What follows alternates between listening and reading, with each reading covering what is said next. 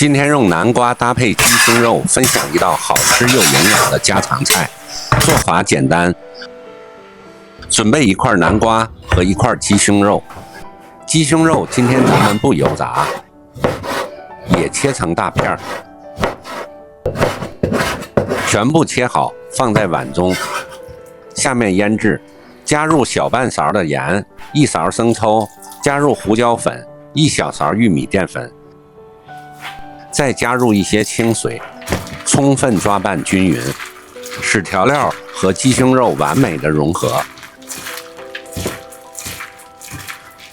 最后加入少量的食用油，抓拌均匀，腌制10分钟左右。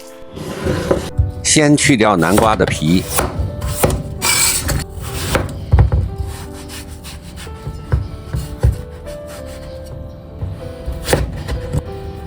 然后切成厚一些的片儿，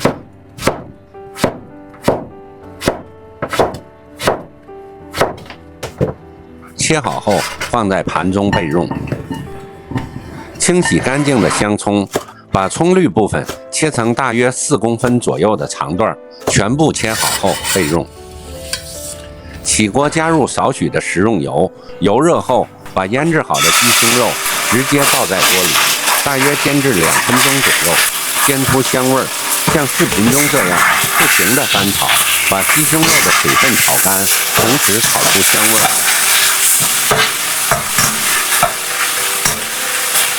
翻炒成视频中这样盛出来备用。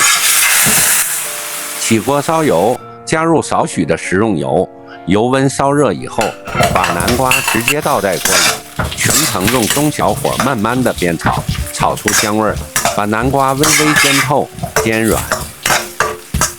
接下来把准备好的鸡胸肉直接倒在锅里，翻炒均匀。加入少许食盐，1勺蚝油，1勺生抽，加入少量的水，水量不用太多。咱们吃的是食材的原汁原味，不需要添加太多的调料。